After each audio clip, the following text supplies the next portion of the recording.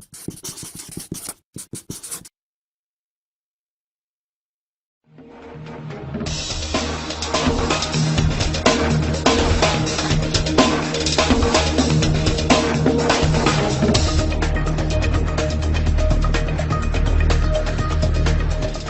name is Jeremy Wagner of the Daily FX Education Team, and this workshop is the second of a three-part series on strategy development.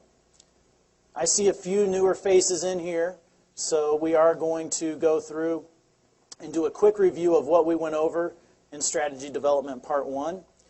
In Strategy Development Part 2, what we're going to do is we're going to build on what we talked about in Part 1. In Part 1, we talked about three different types of market conditions that may exist, and that strategies are designed to do well. Any strategy, in my opinion, this is just my opinion, any strategy is designed to do well under certain conditions. When those conditions don't exist, the strategy will go through a drawdown. So if you've ever been on a roller coaster ride and you've been trading this strategy and there's times you're knocking the ball out of the park and then there's times you can't hit the broadside of the barn, it may not be you, and it may not be the strategy. It just may be you're trying to apply that strategy at an inopportune time. And so what we're going to go over in this workshop is we're going to review the three strategies, the three market conditions that we talked about in the first session. And then we're going to look at some various methods of taking these three strategies and building a portfolio out of it. Because I can look at a chart or look at some currency pairs. I can tell what happened in the past, what conditions existed in the past. I have absolutely no idea what's going to happen tomorrow.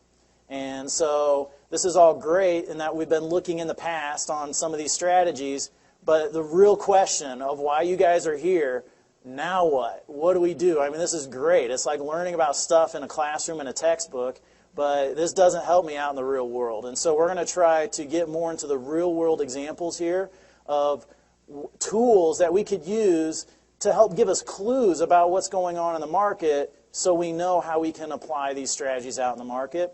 And then on Part 3, my associate, Matt Russell, is going to even take that a step further and show you how to go from back testing what we've been talking about into actual live trading. Okay, so here's our map here for this particular session. We're going to review all three, and then we're going to look at two different approaches of taking these strategies and applying them into the market. A combined portfolio, it's very intuitive, it's very simple. And then the golf bag approach, which we'll be spending a lot of time on. It could get a little heavy in the golf bag approach. So if you find your head spinning, then I will admit it's a little heavy. So I'm going to try to make it as simple as possible, but just bear with me. And then by the time we get done, there's three strategies that I've provided to you as well. There's a couple other strategies that you could also apply these same techniques to on the daily FX Plus signals.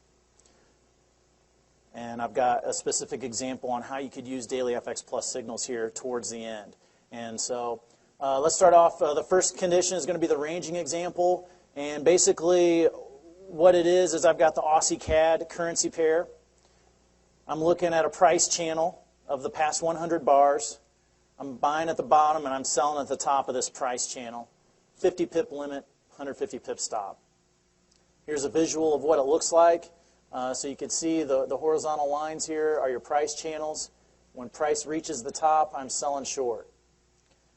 Taking profit at 50 pips, stop at 150 pips. When the price reaches the bottom, I'm going long. And we're just playing inside this range.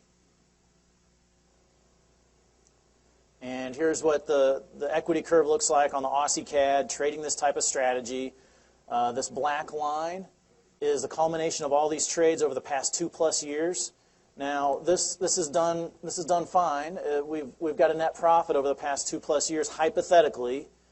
I say hypothetically because we're looking back in the past. These are not actual trades that I place. These are hypothetical. I'm looking in the past. I've got the benefit of being able to know what happened in the past. So even if I'm trying to be as unbiased as possible, I know what happened in the past. And so I'm just a little bit biased in how I'm creating these strategies. Yes?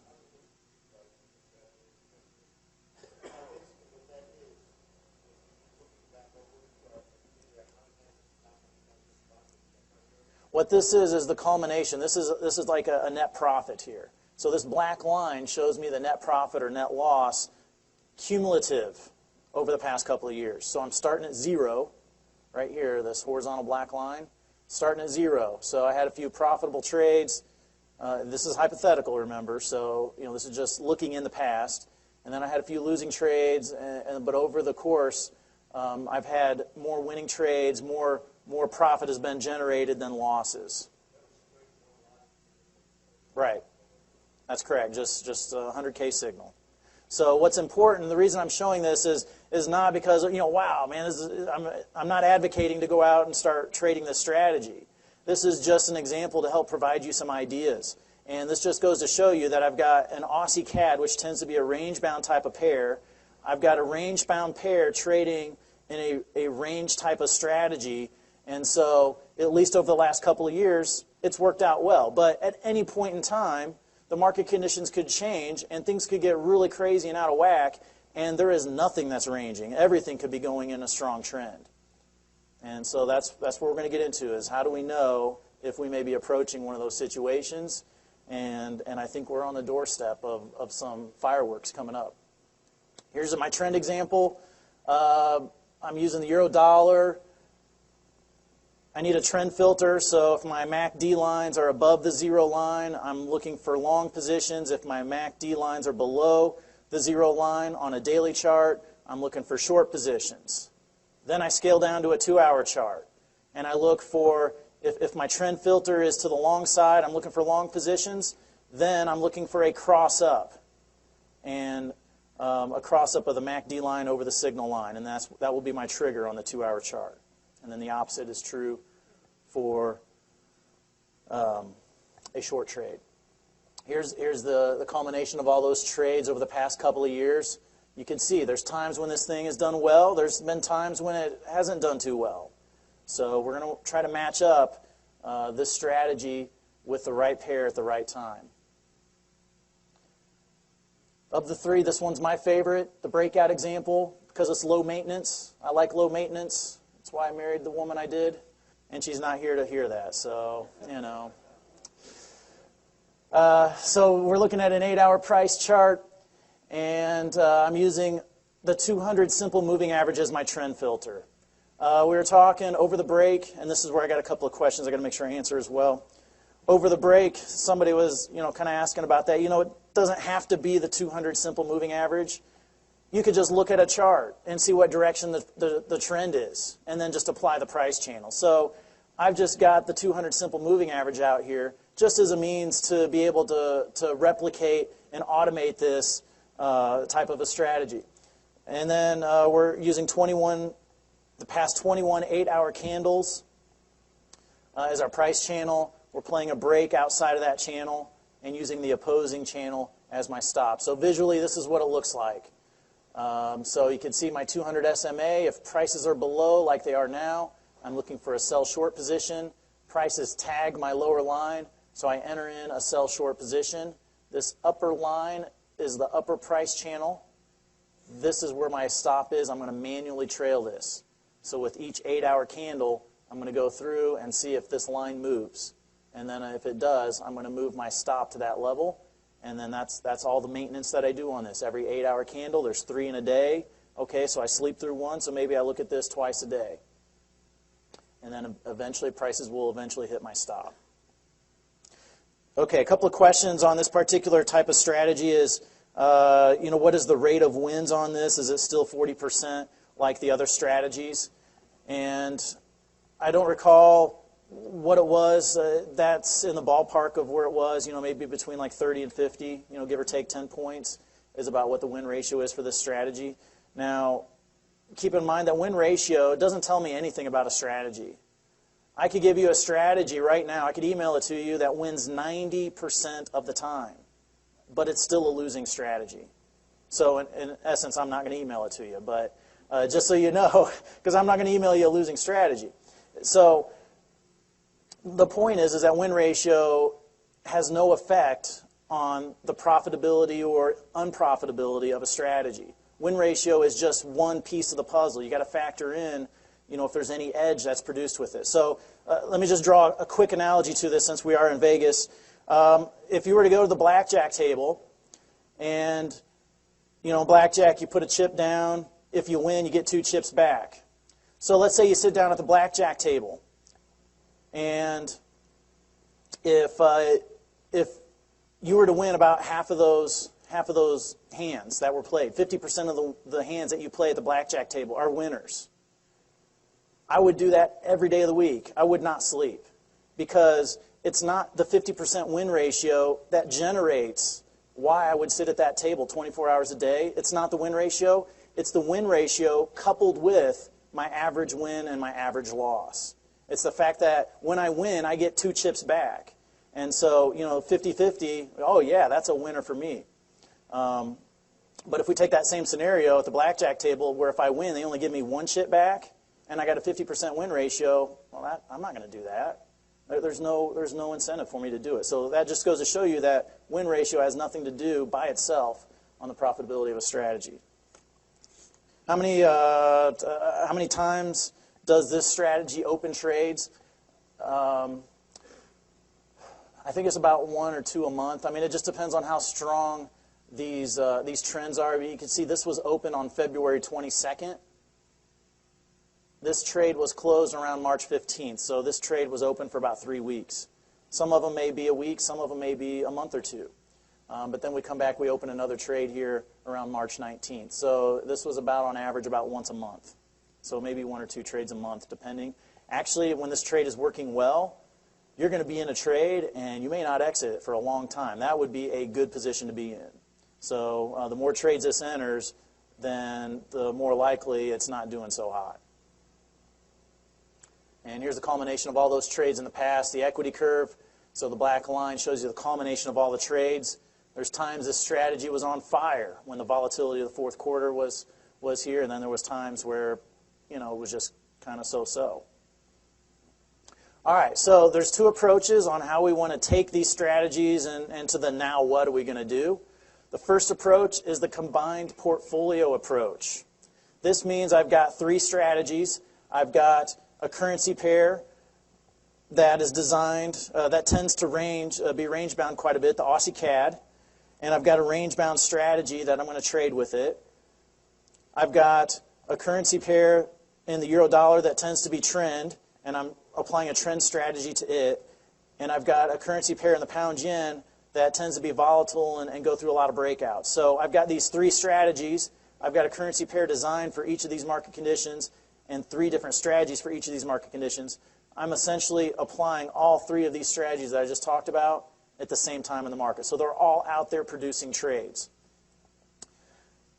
And so they're out there in the market looking for their trades. I don't want you to think that I'm going to have an open trade all the time, because I have these 3 strategies running, but it may not generate any trades. It just means I have them running when I say it's out looking for markets during the active market hours. Now, the idea behind this combined portfolio approach is that these strategies are going to go through their drawdowns at different times. So, we saw that when we look at each of these conditions individually, there were times it did well, there were times it did not do well. So the idea here is that, I may have one of my strategies not doing well, or maybe I might have 2 of my strategies not doing well, but hopefully one of them will be on the winning side and kind of make up for those losses. And so that's the idea behind it, is that they'll go through their drawdowns at different times, but over the long run, hopefully, I'll be producing a net gain.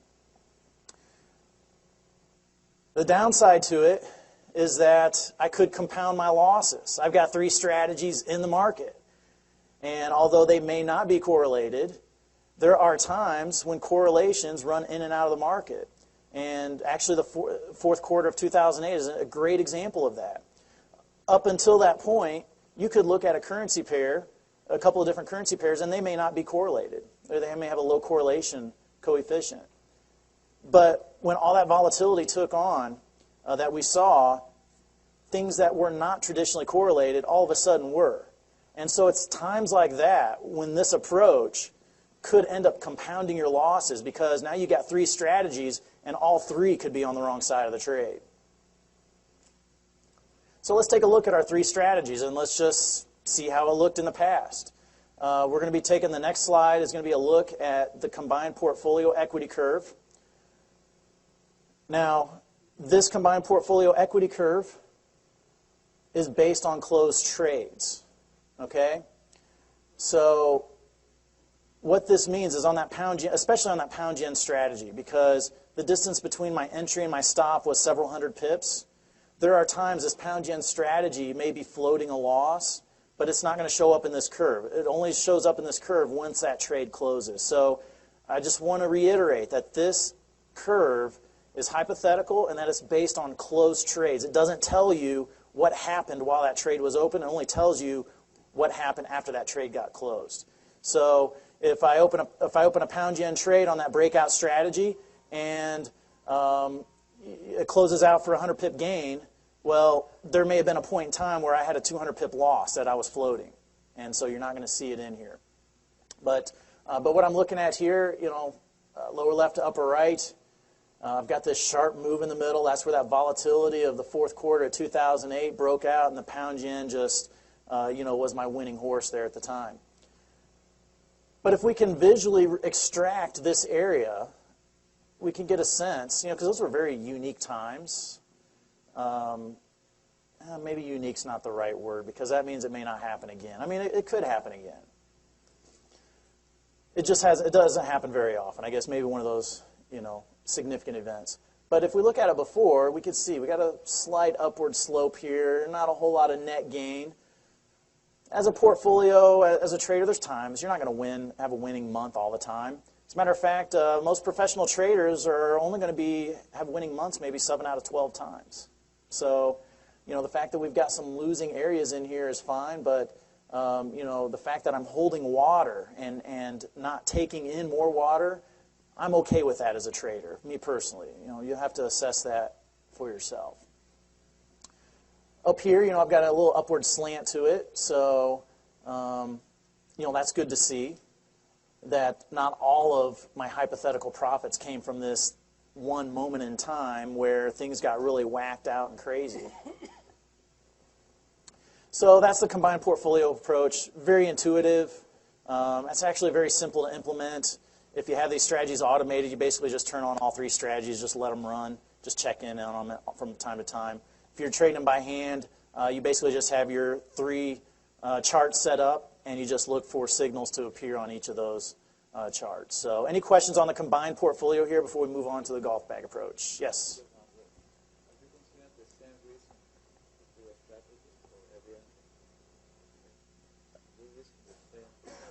Oh, that's a good question. The question is, am I risking the same amount on each of these 3 strategies? And the answer to that question is no, because basically what it was the same trade size. They all placed a 100K trade. So if you did change that around to where that you were risking the same amount on each trade, then you would find an equity curve that would appear different than what you saw here. As a matter of fact, out of these 3 trades, since they're all placing the same trade size, the pound yen is going to be the one that is risking the most because it has the wider stop. But yeah, on this approach, you could take this. I'm not saying this is the best way to trade the market. This is just an example to help give you ideas. So if you want to have a consistent approach where you're risking 33% of your equity to range trades, you're risking not equity, but 33% of your risk to range trades, and 33% of your risk to trend trades, and 33%. If you want to break it out evenly like that, those are the types of things that you could tweak with. Okay, golf bag approach. So, golfers out there, show of hand. Who likes to go visit the Green family, all 18 members? You got a few. Okay. The golf bag approach. This is the idea where when you're out golfing, you got a bag of clubs. You drag them out to the course.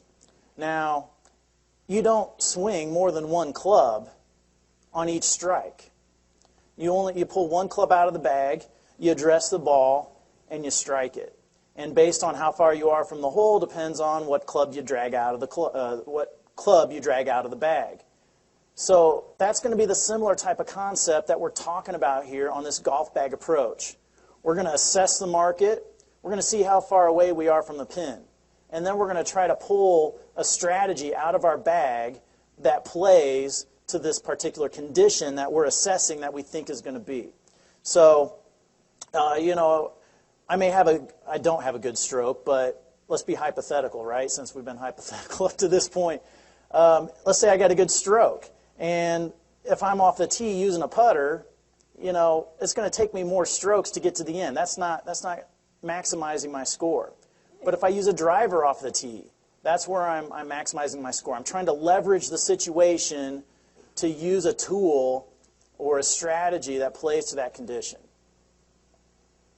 And so we're going to be looking at some indicators to help us identify which club, which strategy we're going to pull out of the bag and strike the ball with. Okay, so this may be a little confusing in that we're not using this to place a trade. We're using these indicators to help indicate what strategy to employ. And you could use these concepts, you know, on the 3 strategies that I've given you. You could also use these concepts for our daily FX Plus signals. So I've introduced a couple of moving parts to you, these new strategies and a way of addressing this. If it's a little too much for you, what I would suggest is try this approach on using these signals on daily FX Plus. That'll make it a little simpler for you. So here's the tools that we're going to use. We're going to use the Bollinger Bands. Anybody use the Bollinger Bands before? I had a couple of questions about it in the previous one. So yeah, good show of hands. I like the Bollinger Bands. I probably don't use it enough. That and the price channels. If I were on a secluded island, you know, and have the choice of only 2 indicators, you know, those would be towards the top of my list. And so we're going to talk about how we could use the Bollinger Bands to our favor here. Average true range. A question came up in the previous workshop about ATR, average true range. And how many people are familiar with it, heard of it, know of it, kind of know what it's used for? Okay, not quite as many. If you're not familiar with average true range, then you'll probably hear about it at some point in time over the course of your career of trading. So just kind of sit back, soak in the average true range, because it will likely come up at some point in time in the future while you're trading. And then Elliott wave. I hear a few moans and a few people leaning in. Yes, we will tackle Elliott wave.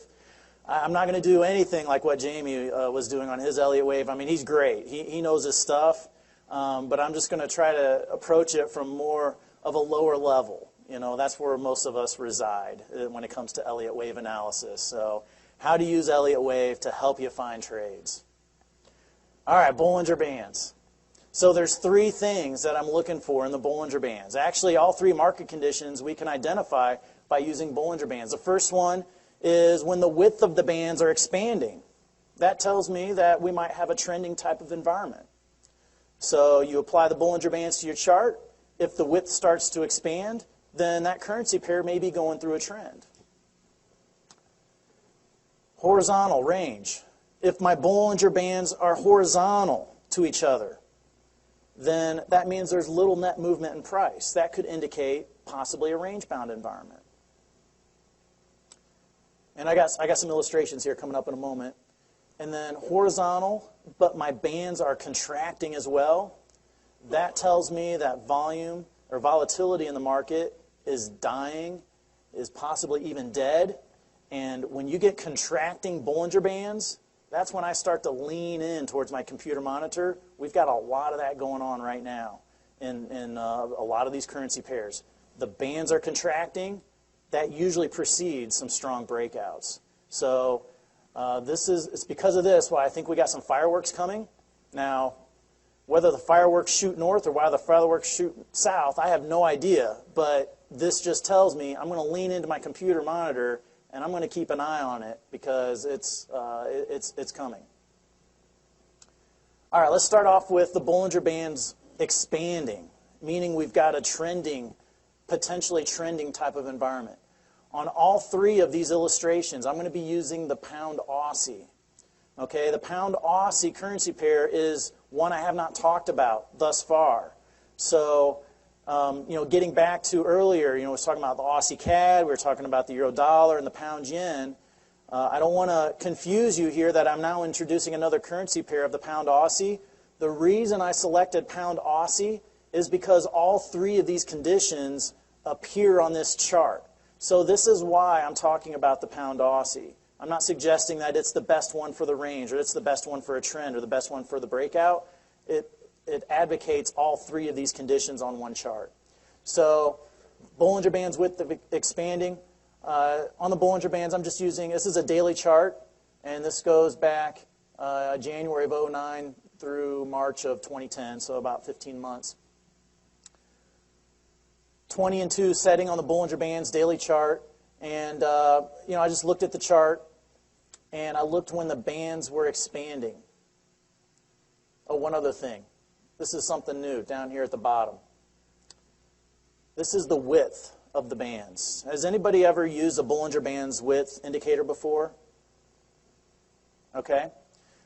It's going to show up on all my charts. And when I talked about the FX code base on the previous deal as far as downloading indicators to the charts, this is one that you'll find on FX code base. And then you can add it to your chart and it'll show up here on Market Scope. So again, grab my card, talk to the trading station folks if you need help on how to find these on FX code base. But what this red histogram shows me at the bottom is the distance between the Bollinger Bands. So when this red histogram increases, like what we see right here on the lower left, that tells me the distance between the upper band and the lower band is increasing. And when this red histogram is moving down, that means that the bands are starting to come together. Okay? So for Bollinger Band width expanding, you can look up here at the chart and you could say, hey, those are moving apart. Or this is an easier representation at the bottom. I just look for this histogram moving up. That tells me the width is expanding.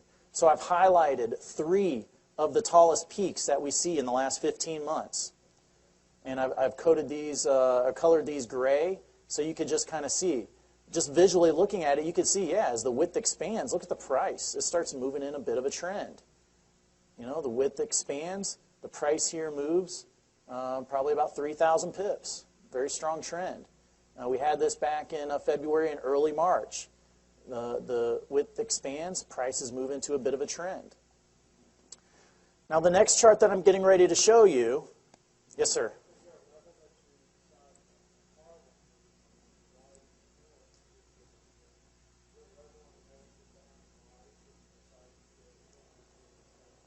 That's a great question, and that question is going to get addressed in Strategy Development Part 3.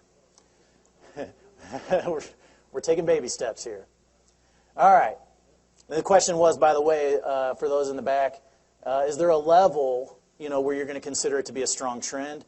And Matt's going to go over that in Strategy Development Part 3 of how to take, assessing. I'm basically just going to show you the correlation here, the fact that this is a tool that seems to have some merit to it. Then Matt's going to take it and say, okay, how do I know physically when to turn it on, turn it off? I mean, because, if we're right here, I don't know if that's going to be the peak and if it's going to start moving down or if it's going to continue moving up. I don't know, and I never will. But we need a mechanism of getting me in and turning that strategy on or turning that strategy off. Does that make sense when I say turn that strategy on and off? Okay. Okay, so the next chart I'm getting ready to show you is I'm going to be having some average prices per trade, or average profits and losses per trade, okay? What's important on this next slide is not the number, the fact that it may be $300 per trade. That is not what's important on this next slide. What's important is the disparity between what you see in the gray areas versus what you see in the white areas, okay? So it's just the difference in the disparity of those numbers is what's important. All right, so if I applied my trending strategy, where I'm using the MACD strategy to determine trend on the daily chart, and I'm using a MACD crossover, this is what my average trade would have been on the pound Aussie. And just notice on the black numbers that they're the difference between that and the red numbers. Okay, so this just goes to show you that when the width expands, that it indeed does seem to indicate a trending type of environment, because my trending strategy tends to do pretty well. And then in part 3, we're going to get into, well, how do I know now's the time to turn it on? So this is just to illustrate the difference.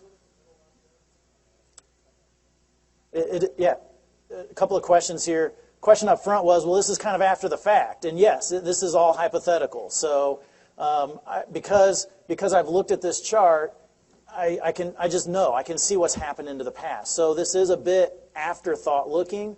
Matt's going to get more into the forward looking, where I don't know what's going to happen in the future. How can I use this to my advantage? I'm still going to experience losses. This is not going to guarantee that I'm going to have no losing trades. That's not it at all. This does not guarantee, and one of the downsides to using this golf bag approach is that if my mechanism of implementing these strategies is not calibrated correctly, well, then I could just end up turning on a strategy at the wrong time.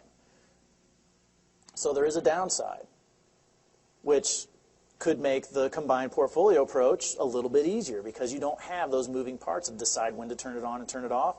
But the advantage here is you're putting your best people on your best projects at the right time, and that's how you're going to try to maximize and leverage their skills.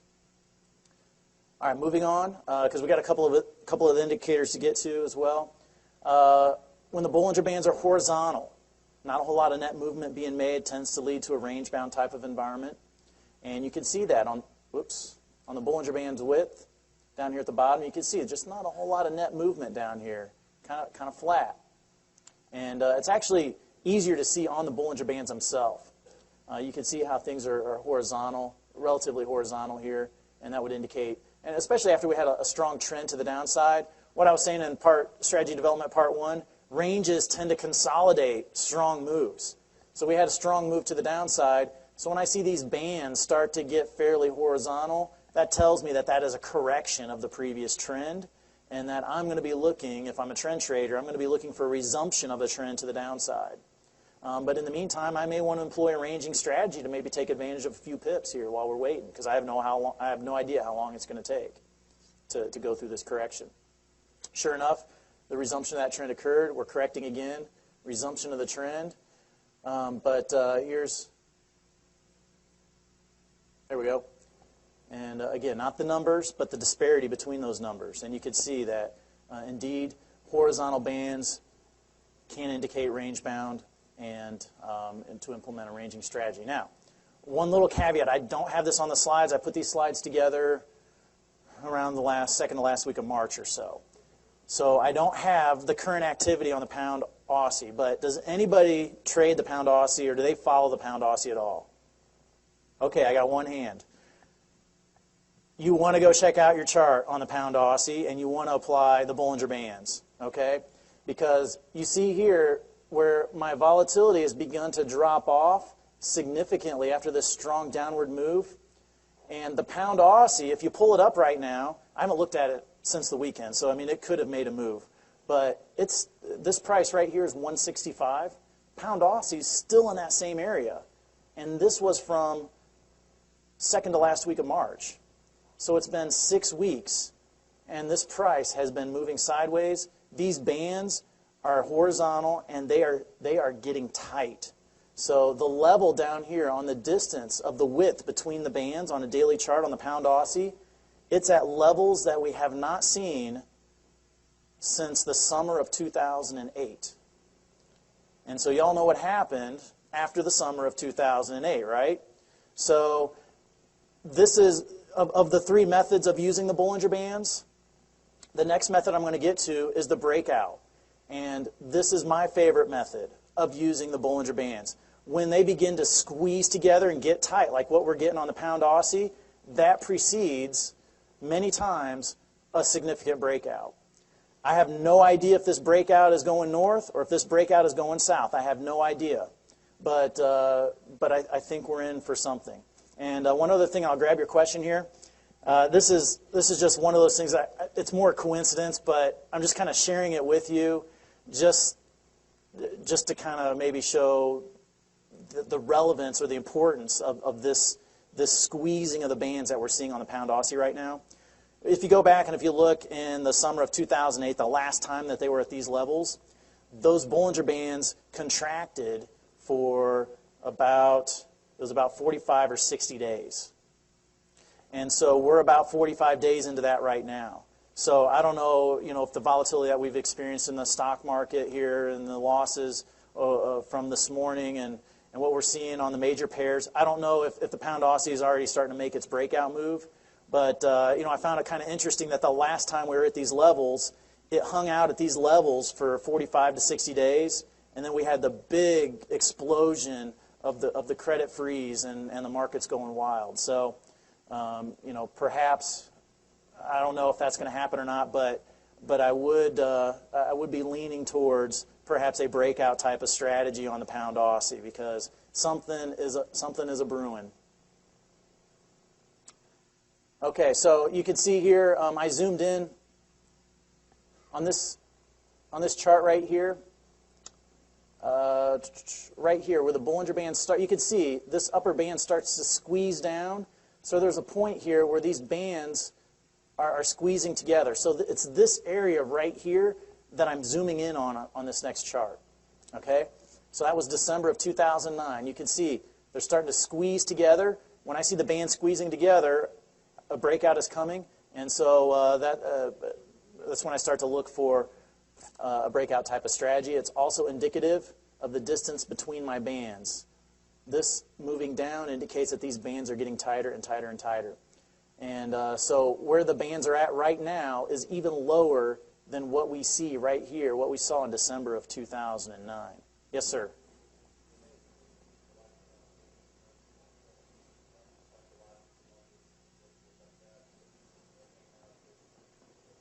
Sure, it's a round number. It's a common area of support and resistance, and so psychologically, that will be an area where support and resistance tends to be found. Who knows if there's another fib line in the area or what the case was, but the fact that it didn't retrace up a whole lot tells me the strength of that preceding trend. The trend was very strong to the downside, and then it didn't really correct its way back up. It corrected sideways. And then it broke out again here in February. Kind of did a little breakout, retraced it, and did a much stronger breakout in February. And then ever since the middle of March, it's been trading almost literally sideways. It hasn't moved. I haven't looked at the chart, but it hasn't moved but just a few hundred pips. And the width of those bands are really contracting. So when you see these bands contracting, and you're like, all right, I'm getting excited. So I turn on my breakout strategy. So again, just kind of picking this area right here. I do have the benefit of knowing what happened in the future. So I get a little bit of lucky in maybe picking this area. But like right now on the pound Aussie, I don't know what's happened in the last couple of days. But I would be looking for a breakout. Something's brewing. And it's not just the pound Aussie. There's other currency pairs as well. Like for example, the Aussie CAD. If you pull this Bollinger Bands width on the Aussie CAD, it is also at very tight levels since the summer of 2008. The Kiwi dollar is also at levels on the Bollinger Bands width not seen since summer of 2008. So we're starting to provide some clues here about the market that things are very quiet and it's trying to lull people to sleep. And so I think we do possibly have some volatility coming around the corner. Is that corner in 1 day or 1 week or 1 month? I have absolutely no idea. But that's the downside. You employ this breakout strategy, and then if it continues on to a range for another month or two, you're getting chopped up on your breakout strategy. But the reason that I like this the most is that usually breakouts can be explosive, and so I could withstand a few losses in the beginning if I don't have the right timing. But eventually, those breakouts are so explosive that it tends to make up for those losses. All right, so there's the Bollinger Bands. One of my more favorite ones. Any questions on Bollinger Bands before we move on to ATR? Yes, sir.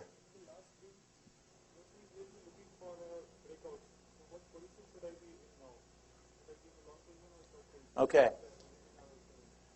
Okay, this is the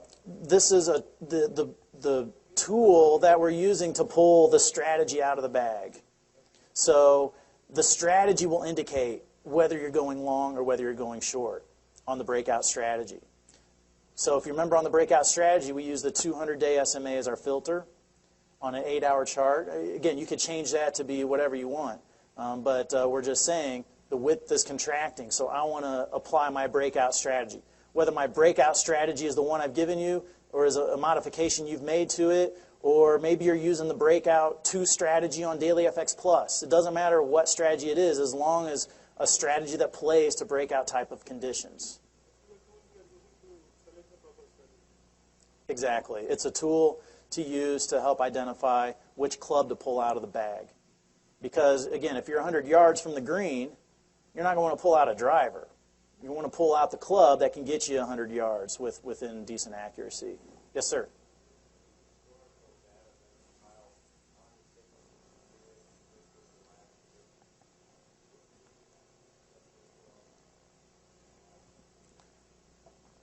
Well, hypothetically, I've kind of given you a little bit of what it's looked at on the pound Aussie.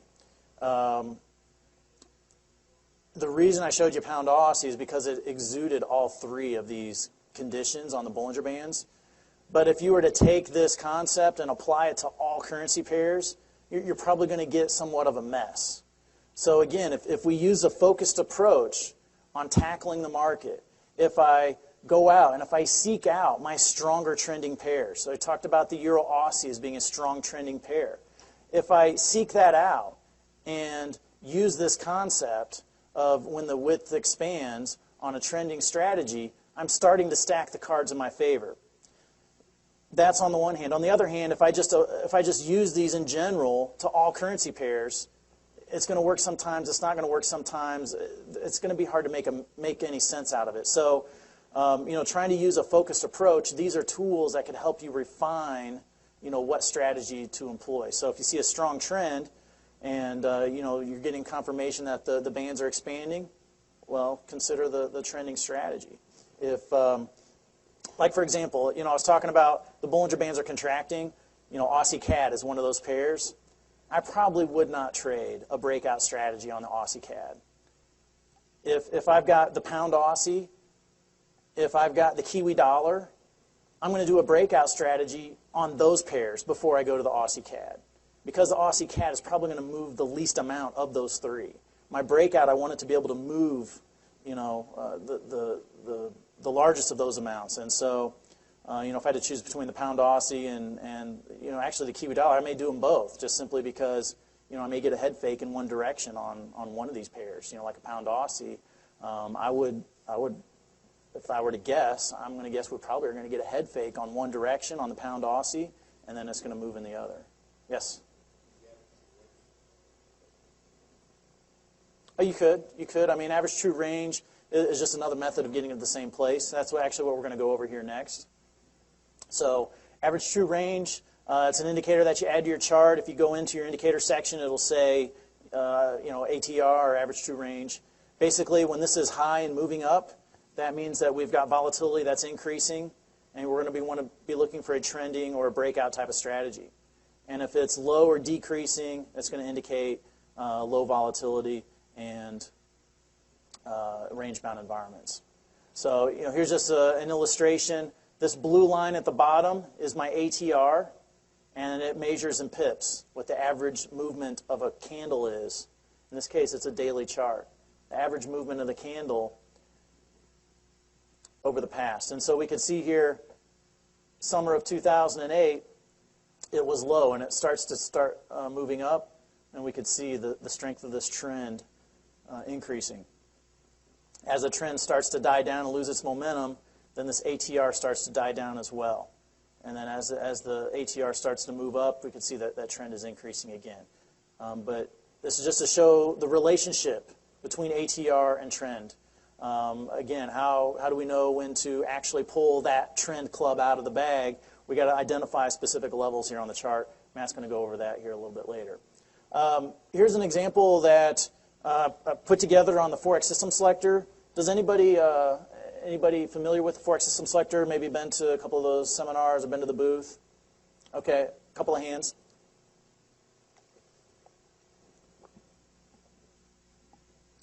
Now, on the Forex system selector, this particular signal provider is the range break pound yen.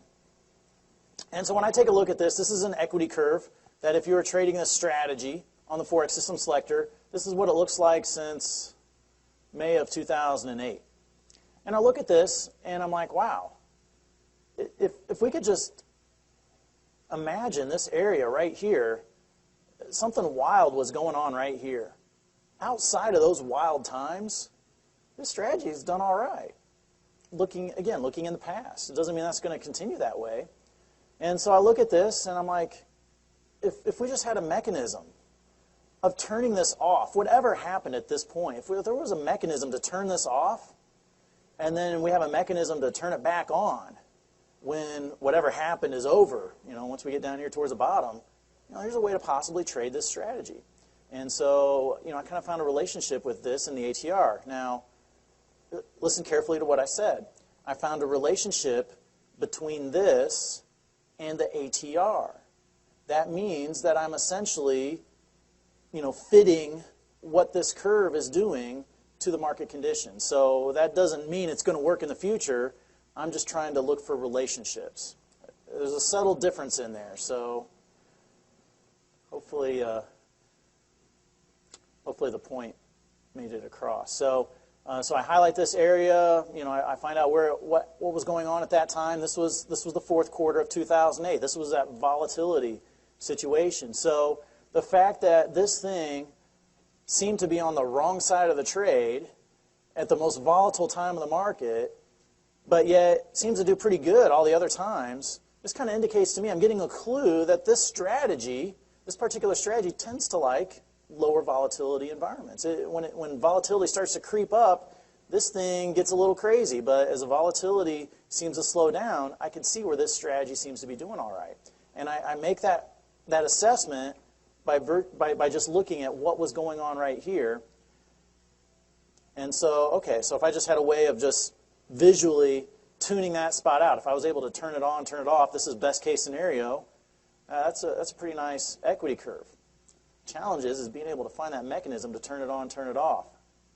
So here's the ATR. It's the blue line at the bottom is the ATR on the pound yen, since this strategy, the range break, traded the pound yen. And I simply applied a 7-period moving average to the ATR. And you can do that on the market scope chart. And so basically, if the red line, which is a 7-period moving average of the ATR, just smooths out the ATR, when the red line is pointing up, that tells me that volatility is on the increase. So let's turn this thing off. When the red line is pointing down, that means volatility is on the decrease. So let's turn this strategy on. Let's add it and apply it. And so there's several points over the course of the last year and a half, 2 years, where we would be turning on and turning off this particular strategy. And I went back, and again, this is hypothetical. The timing of when you actually do it, the results could be significantly different. But just looking at the disparity between if you had traded this signal provider the whole time since inception, it would have only garnered up about 150 pips. But turning it on, turning it off at the right times, we may have missed out on some big trades, but we would have missed out, hopefully, on some losing trades too, which was part of what we're trying to accomplish. So again, just an idea for those that are possibly interested in the Forex system selector. And what that would mean is you go out, you look at your chart, get an idea of where that red line, that 7-period moving average is moving, and then that could help indicate whether you turn that range break pound yen strategy on in your account or when you turn it off. All right. Yes, sir.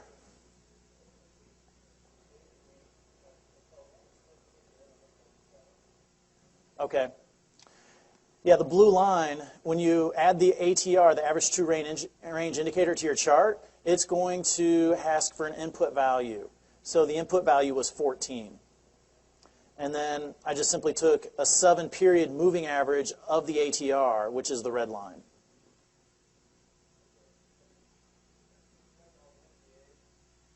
Simple moving average.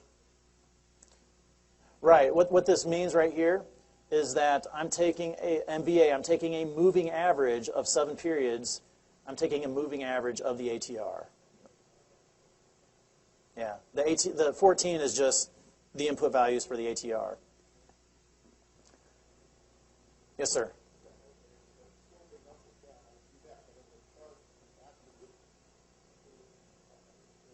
Right. Okay, yeah. Let me use this area right here where we have the most profound moving up, moving down area. So like right here, we can see that this red line is sloping up. And so we would not have this turned on. This would be turned off on our account. And then right here for about several days, and really the price up here, the pound yen, has nothing to do with what I'm talking about. We're just using it as a function to get to the ATR. But right here for maybe about a week or two, this red line was sloping down. So for that week or two, you see the red line starts sloping down, you add the signal provider to your account. And then we come back a couple weeks later, because we don't know what's going to happen. A couple weeks later, ooh, it starts to slope up. I'm going to turn it off because I know it doesn't like volatility. And so I'm out of it. And then right here at the top, it starts to slope down again. So I go out to see it starting to slope down, I turn it back on. Does that help?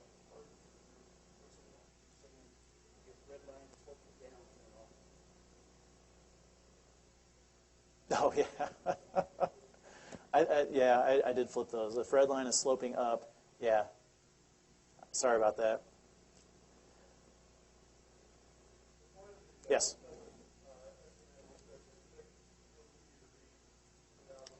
Exactly, because if you do it on a daily basis, it's going to be jagged, and one day it'll be up, it'll be down, but, you need a way to smooth that out. All right, I want to make sure we talk about Elliott Wave here, because I know a lot of people are interested in Elliott Wave. I like Elliott Wave. I know of it. I'm by no means a master of the topic, so, Jamie's our resident guru on it, but I really enjoy it.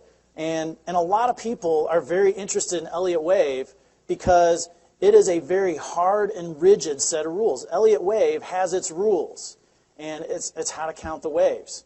And those rules, if they don't fit, then you've got the wrong wave. It's very cut and dry, Elliott Wave. That's why people are attracted to it. The problem is that's great, but how does it help me find a trade? I mean, we spend all of our time going back and counting waves, but how does it help me get into or out of a trade? And we get done and we count our waves and we're like, well, the move is over and done with. That didn't help me. I mean, and that's even if we got it right, which, is a low probability, at least in my case sometimes too. Well, I've got a plan built in here that will hopefully help you, learn more about Elliott Wave and possibly use it as a trading tool in your box as well. So, Elliott Wave analysis, motive wave. If you're in a motive wave sequence, then look for a trending or a breakout type of strategy. If you're in a corrective wave sequence, then look for a ranging type of strategy. Now, motive wave sequence is where we're going 1, 2, 3, 4, 5. Okay, corrective wave is ABC. And I'll have a couple of illustrations on that in a moment. If you're not sure what I'm talking about, just kind of sit back and soak it in, because you'll likely will come across it, be interested in it at some point in time. So here's a weekly chart on the euro-dollar. The only reason I used a weekly chart is just so I could kind of get a good visual view here. And does anybody see 5 waves showing up here? Maybe if you study or follow Elliott Wave, you may know where some of these 5 waves exist on the euro-dollar. So in this gray box, we got a 5-wave sequence here to the downside. It moves something like that. So if I know I'm in the middle of a 5-wave, motive wave sequence, then I know that maybe my trending or my breakout strategy is going to be the way to go. So remember that euro-dollar MACD strategy that we talked about in part 1 and then introduced here in part 2 as well? So let's just highlight this area on the chart where we got our motive waves. Where does that correspond down here on the equity curve? Look at that, pretty strong correlation. Very nice looking correlation as well. But let's just make sure we're not just hand-picking a certain area here as well. Here's another 5-wave move. So we got 1, 2, 3, 4, 5 here to the top at 151. And where does that correspond on this equity curve as well? The chart at the bottom is the equity curve of this strategy that trades the euro dollar using the MACD strategy. It's a trending strategy. So we can see here, I've highlighted in green where that same area that is highlighted in gray up above, this is what it corresponds to. So we're starting to develop a little bit of a relationship. If I can identify or find a way to identify the motive waves, then perhaps I need to employ and pull that club out of my bag that's for trending or breakout. Okay, follow me?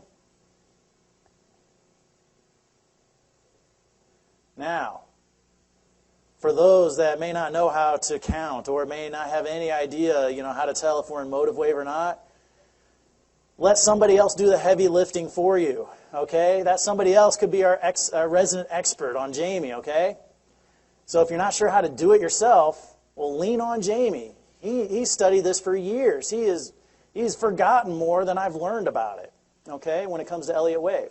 So you just visit him. Every day he posts an Elliott Wave count on the major currencies. And you just go out there and visit his daily technicals on dailyfx.com. Look for motive waves. It's going to be 1 through 5 on the chart. Anything that's corrective, ABC, you're going to want to stay away from. And then apply a trending or a breakout strategy in the direction of the anticipated 5-wave move. So let's look a little more specific here. So he'll use different time frames of charts. So I would say he doesn't get below 60 minutes very often, but I just have this up here, just to make sure you're looking at least a 60-minute chart, or he's looking at a 60-minute chart. 60 minutes a daily. Look for the 5 waves to appear on his chart. You could also go to Daily FX Plus. So this is the best of both worlds, okay? This is as cookie cutter as we can get when it comes to Elliott Wave and how to trade the market, all right? Jamie does the heavy lifting on Elliott Wave. Daily FX Plus Signals tells you when to get in and out of a trade. I mean, this is pretty cookie cutter here. So you find out what Jamie's saying on the motive phase. Are we in a motive phase or not on the euro dollar? Then we go out to the Daily FX Plus Signals, and we look for a signal on that pair in the direction of the anticipated 5-wave move. Now, Jamie's not always right, okay? So, because Elliott Wave is difficult, he's not always right. So we're not always going to be right as well. But again, we're just trying to stack the cards in our favor. And then we'll use a breakout 1, breakout 2, or momentum 2 strategy. So here's one of Jamie's charts. And you can see here, motive phase is going to be 1 through 5. Well, this isn't 1 through 5. This is Roman numeral. We got Roman numeral I. Roman numeral I, is that right? I. A, okay. Here's double I. And that is code for Elliott Wave for a motive phase. So right now, he is proposing, or he thinks, that we're getting a motive phase to the upside here. All right? So my anticipated direction of the 5-wave move is up. I go out to my trading signals on the dollar Swiss. I look for a buy signal on the dollar Swiss, and then I could go ahead and use that signal in my trading. So it's pretty simple, or a way to hopefully make it more simpler. That way, you're getting, daily, you're looking at Jamie's charts. Hopefully you can learn a little bit, glean some information off of that as well. Hopefully that'll bring some sense to it as well. I like Elliott Wave. I think it's powerful, but it can be very frustrating as well. So hopefully this will cut down on some of that frustration.